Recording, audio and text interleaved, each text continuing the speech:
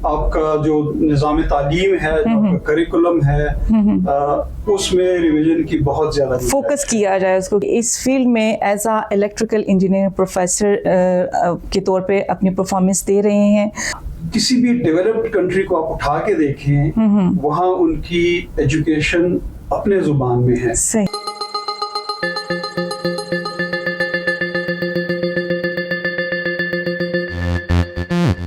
अस्सलामुअलैकुम नाज़रीन, मैं हूँ आपकी मेज़बान गुलबानो और NK न्यूज़ USA की तरफ से एक मरतबा फिर आप सबको खुशामदीद कहती हूँ। सुनाइए और बताइए कैसे हैं आप सब, खैरियत से हैं? और इंशाल्लाह उम्मीद करती हूँ बिल्कुल हंसी खुशी अपनी ज़िंदगी की रौनकों को एंजॉय कर रहे होंगे। सामीन, हम प्रोग्राम में कोशिश करते हैं कि आपके लिए किसी ऐसी शख्सियत को इस स्टूडियो में लेकर आएँ जिससे मुतारिफ़ होके आपको भी कुछ न कुछ फ़ायदा हासिल हो। आज भी इसी तरह के स्टूडियो में मेरे साथ एक ज़बरदस्त किस्म की शख्सियत मौजूद है। बहुत ही हसीन मिजाज की शख्सियत, बहुत सोबर इंसान, हाईली क्वालिफाइड और बहुत समझदार इंसान। इनसे मैं आपका तारुफ़ कराती हूँ, लेकिन इनके बारे में थोड़ा सा मैं आपको ज़रूर बताऊँगी। प्रोफेसर डॉक्टर इमदाद ख़ान बहुत अच्छे एक इंसान होने के साथ साथ PhD doctor, COMSATS university Abbottabad Dhamtour campus में एज आ कोऑर्डिनेटर अपनी ज़िम्मेदारियां सरअंजाम दे रहे हैं और इस वक्त हमारे साथ स्टूडियो में मौजूद हैं। तो चलें इनसे बात करते हैं और इनको प्रोग्राम में वेलकम करते हैं। अस्सलाम वालेकुम सर। वालेकुम अस्सलाम। Welcome to the show. Thank you very much madam for inviting and such a nice introduction. बहुत अच्छा लगा। Thank you. आप इस लाइक हैं माशाल्लाह, बहुत सोबर शख्सियत है आपकी। तो यही मैंने बताया। कैसे हैं आप, ठीक हैं? अल्हम्दुलिल्लाह, अल्लाह का शुक्र है, अल्लाह का बहुत शुक्र। अच्छा, मैं नाज़रीन को ये बता रही थी कि आपके बारे में मेरे पास बताने को बहुत कुछ है, लेकिन मैं चाह रही हूँ कि आप अपना इंट्रोडक्शन खुद करवाएं, अपनी तालीम का बताएं, आप कहाँ से बिलोंग करते हैं, एबटाबाद में कैसे आए? ताल्लुक मेरा पेशावर से है। पेशावर के बहुत ही मशहूर गांव नवाकली, जिसको चैंपियंस का गांव कहते हैं। अच्छा, स्क्वाश के चैंपियंस और आजकल क्रिकेट के बहुत सारे स्टार्स वहाँ से अच्छा इन्वॉल्व हुए हैं। ठीक। तो इब्तिदाई तालीम मेरी पेशावर से ही है। मुस्लिम पब्लिक स्कूल से मैंने मैट्रिक किया। उसके बाद इस्लामिया कॉलेज पेशावर से, एक तारीखी कॉलेज है, आपको पता होगा। FSC करने के बाद इंजीनियरिंग यूनिवर्सिटी पेशावर में मैंने इलेक्ट्रिकल इंजीनियरिंग में वहाँ पे दाखिला लिया। वहाँ से इंजीनियरिंग करने के बाद मास्टर्स भी इलेक्ट्रिकल इंजीनियरिंग में उधर से ही की। BS कंप्लीट करने के बाद इंजीनियरिंग यूनिवर्सिटी पेशावर में ही एज ए लेक्चरर मेरी तैनाती हुई। साल डेढ़ साल वहाँ गुजारने के बाद फिर यहाँ एबटाबाद आने का मौका मिला। कॉमसेट्स में एज ए लेक्चरर मैंने 2001 में ज्वाइन किया।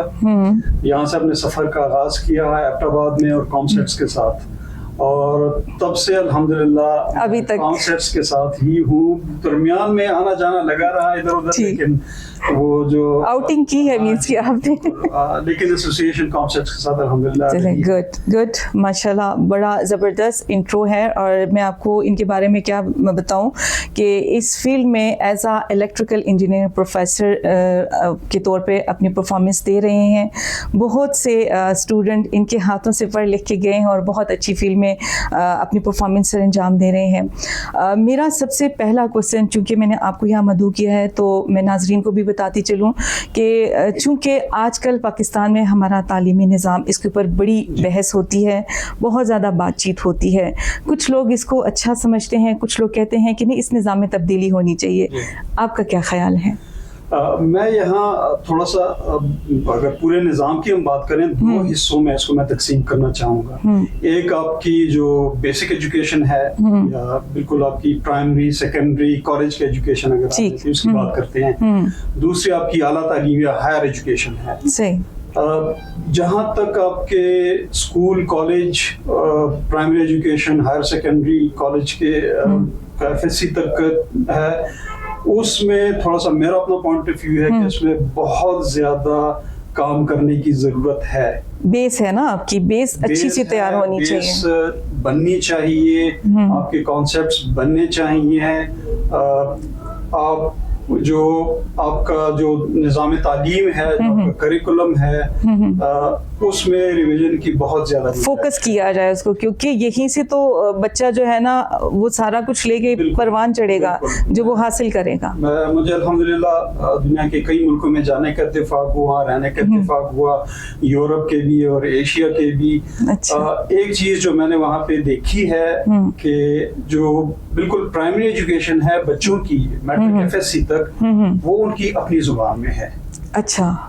किसी भी डेवलप्ड कंट्री को आप उठा के देखें, वहाँ उनकी एजुकेशन अपने जुबान में है। सही।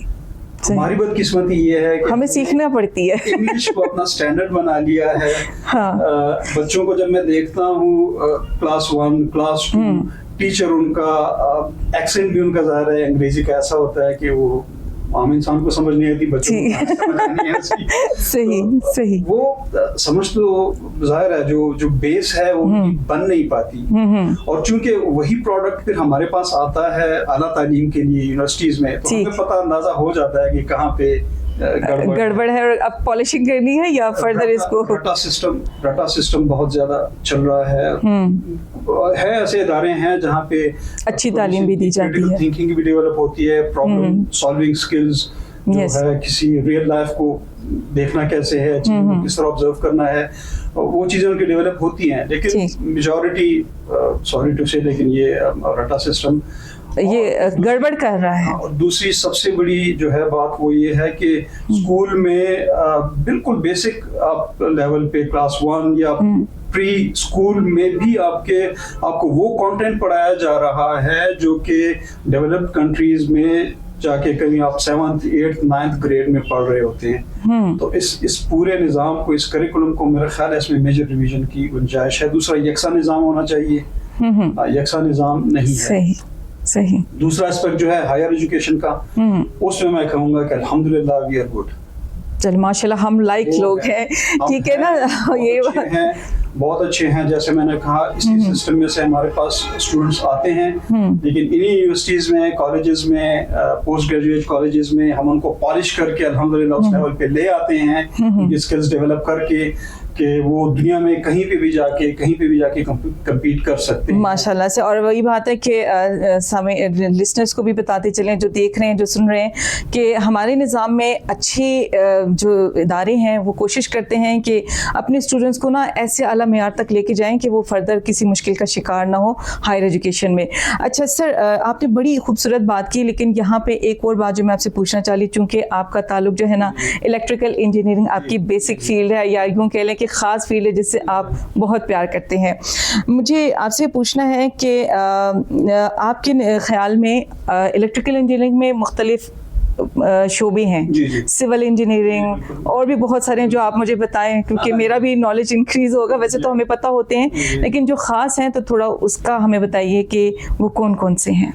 जो इंजीनियरिंग में आपके पास डिफरेंट शोबे आते हैं, electrical engineering, civil engineering, mechanical engineering, agriculture engineering, software engineering, aeronautical engineering, बहुत सारे हो गए, बहुत से। अब तो खैर अब तो काफी सारे जो है ना आपके AI बेस्ड, आर्टिफिशियल इंटेलिजेंस और मशीन लर्निंग से, साइबर सिक्योरिटी से रेलेवेंट प्रोग्राम्स लॉन्च हो रहे हैं, जिनको अभी हम रिसेंटली एक प्रोग्राम आर्टिफिशियल इंटेलिजेंस इंजीनियरिंग के नाम से जो है ना, अच्छा, ऐड हो रहा है, नए शोबेजात इसमें ऐड होते रहते हैं। ठीक, मतलब नई चीज़ें आ रही हैं, नई चीज़ें ऐड हो रही हैं, नए एजुकेशन के कुछ रास्ते निकल रहे हैं। ये तो बड़ा प्लस पॉइंट है। मुझे लगता है कि स्टूडेंट इस वक्त हमारा प्रोग्राम देख रहे हैं, जो पेरेंट्स देख रहे हैं, उनको बताती चलूँ कि ये प्रोग्राम आपके लिए बहुत ज़बरदस्त है, क्योंकि इस वक्त हमारे साथ डॉक्टर इमदाद मौजूद हैं, जो कि इलेक्ट्रिकल इंजीनियरिंग से ताल्लुक़ है, और वही बात है कि मोहब्बत बहुत करते हैं इस फील्ड से, तो इसके बारे में नॉलेज भी इनके पास बहुत है।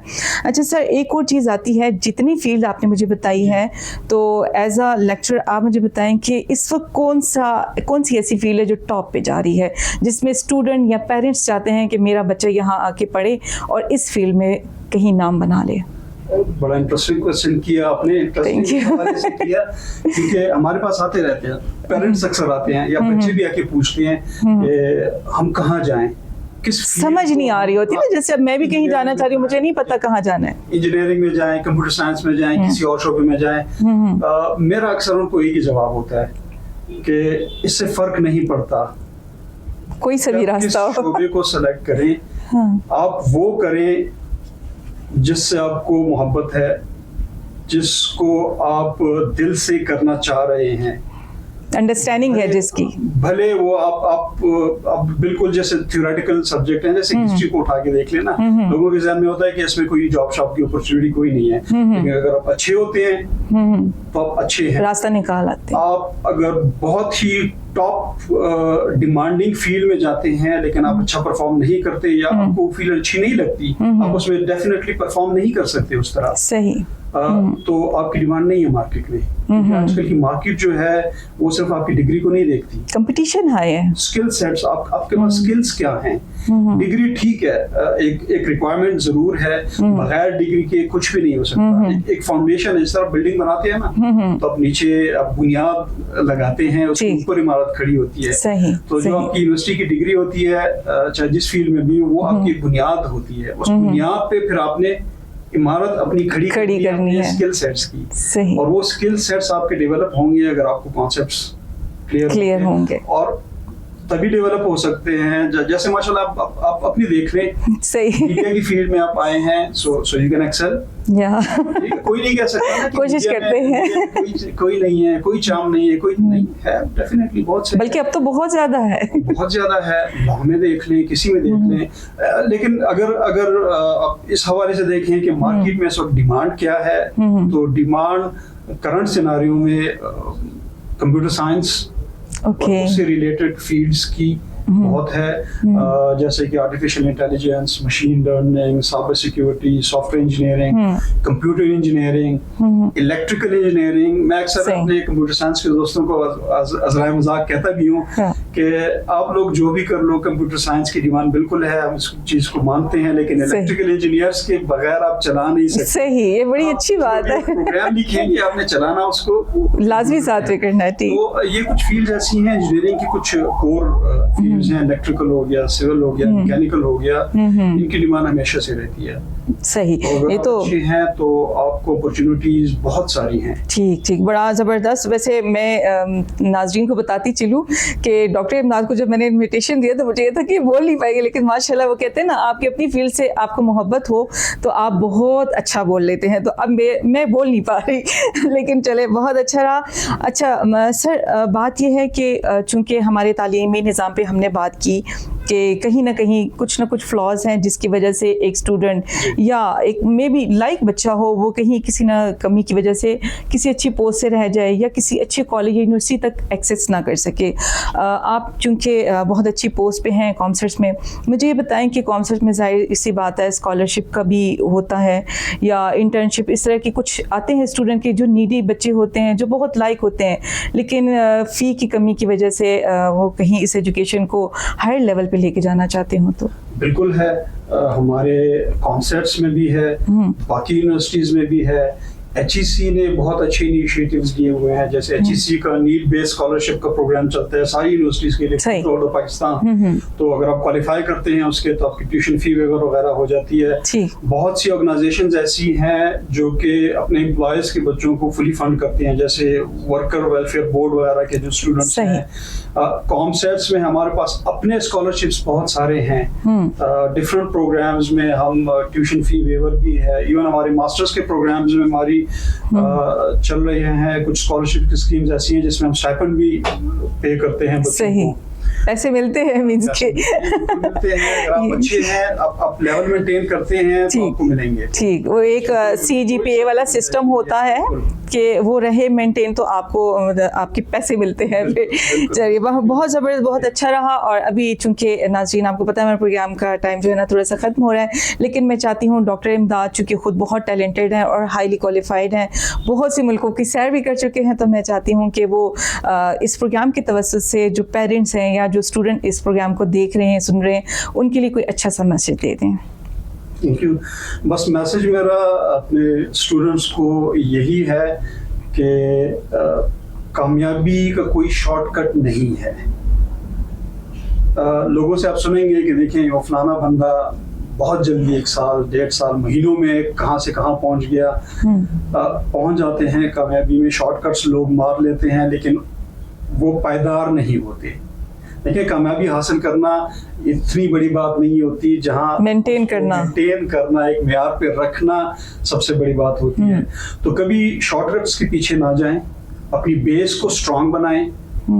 डिग्री प्रोग्राम आप जो भी जिसमें भी एडमिशन ले रहे हैं, जहाँ पे भी आप कर रहे हैं, अपनी बेस को बनाएं, अपने स्किल सेट्स को डेवलप करें। डिग्री के साथ साथ, डिग्री का मतलब सिर्फ पास करना, एग्जाम को पास करना, जीपीए लेना नहीं है। कुछ लर्निंग करें है, आपकी स्किल्स नहीं है। और आजकल का दौर जो है वो डिग्रीज का दौर, जैसे मैंने शुरू में भी बताया, डिग्रीज तो है, बेसिक रिक्वायरमेंट तो है, लेकिन उसकी सिर्फ डिग्री के बेस पे आपको जो है ना आगे बढ़ने का मौका नहीं मिलता। आपको अपनी स्किल सेट्स डेवलप करनी है, शॉर्ट कोर्सेज करें। अब बहुत सारे आपको ऑनलाइन प्लेटफॉर्म्स अवेलेबल हैं। सबसे इंपॉर्टेंट वन इंजीनियरिंग के एस्पेक्ट्स अगर आप देखें तो इंजीनियरिंग में प्रैक्टिकल हैंड्स ऑन एक्सपीरियंस का बहुत ज्यादा रोल है, जो कि बहुत जबरदस्त है। वो रिक्वायर्ड है। हैंड्स ऑन इंटर्नशिप्स अच्छी से अच्छी जगह पे देखें, जो आपको लेबोरेटरीज में कराया जाता है, उस पर ध्यान दें, फोकस करें। अपनी स्किल्स, सॉफ्ट स्किल्स और अपनी जो है हार्ड स्किल्स, हार्डवेयर की स्किल्स, उनको डेवलप करें। एक बहुत ही जो मेरा ख्याल है जो एक कमी हमें रह जाती है, स्पेशली हम इंजीनियर्स में, सही कम्युनिकेशन स्किल्स जो हैं वो इतनी ज्यादा इफेक्टिव शायद नहीं होती। बहुत अच्छा काम कर लेंगे कंप्यूटर साइंटिस्ट में भी, वैसे बाय द वे कोई बैठ के बहुत अच्छी प्रोग्रामिंग कर लेंगे, जब उससे पूछें क्या किए, वो कुछ भी नहीं किया। लेकिन मैं अभी आपको बताऊं सर कि अभी माशाल्लाह से चेंज आया, आपको देखते हुए मुझे लग रहा है कि लोग बोल भी लेते हैं। अब कम्युनिकेशन स्किल इंप्रूव हो रही है। कम्युनिकेशन स्किल्स को इंप्रूव करने की बहुत जरूरत है। आप जो भी काम करें उसको प्रोजेक्ट करने की जो है ना आपको स्किल आनी चाहिए। जब तक आप उसको प्रोजेक्ट नहीं करेंगे, उसको लोगों को बताएंगे नहीं, लोग जानेंगे कैसे कि आपने क्या किया है। हिडन हो जाती है ना चीजें आपकी, आप उसको थोड़ा एक्सप्लेन करें। स्किल आपने डेवलप करनी है, और ये स्किल आपको कोई आपका हाथ पकड़ के आपको नहीं सिखाएगा, ये आपने खुद सीखनी होंगी। जज्बा पैदा करना है खुद के अंदर से। सही, बहुत जबरदस्त, बहुत ही खूबसूरत सी बात नाज़रीन हमारे गेस्ट ने की है। और इंशाल्लाह मैं उम्मीद करती हूँ मेरे जितने भी देखने वाले हैं, पेरेंट्स हो गए, स्टूडेंट हो गए, या जो इस फील्ड से रिलेटेड कंसर्न लोग हैं, उनको यकीनन इतनी अच्छी इंफॉर्मेशन के थ्रू कोई रास्ता अपने लिए चुनने का इख्तियार मिल चुका होगा और समझ आ चुकी होगी। नाज़रीन, ये तो था हमारा आज का प्रोग्राम, और मैं जाते जाते अपने स्पेशल गेस्ट, बहुत सोबर नफीस किस्म की शख्सियत है, इनका शुक्रिया अदा करना चाहती हूँ। डॉक्टर इमदाद, बहुत बहुत शुक्रिया आपका, आपने अपना कीमती वक्त हमें दिया, यहाँ स्टूडियो में आए और हमारे जो नाज़रीन हैं उनको फैसिलिटेट किया अपनी फील्ड से रिलेटेड। बहुत शुक्रिया आपका। और नाज़रीन, ये तो था हमारा आज का प्रोग्राम। उम्मीद करती हूँ बहुत अच्छा लगा होगा आपको, क्योंकि आज हमने आपको इन्फॉर्मेशन के साथ साथ थोड़ी सी कम्युनिकेशन स्किल के ऊपर भी बात की। तो कम्युनिकेशन स्किल को अपने स्ट्रॉन्ग कीजिए, क्योंकि जब आप जो कुछ होते हैं ना, वो अगर आप बोल नहीं पाते या एक्सप्रेस नहीं कर पाते तो किसी को पता नहीं चलना होता। इस खूबसूरत से मैसेज के साथ मैं आपसे अल्लाह हाफिज़ करूँगी। NK न्यूज़ और मेरी तमाम टीम का बहुत शुक्रिया कि जो मेरे साथ रहे। अपना ढेर सारा ख्याल रखिएगा, फिर मुलाकात होगी आपसे। अल्लाह हाफिज़।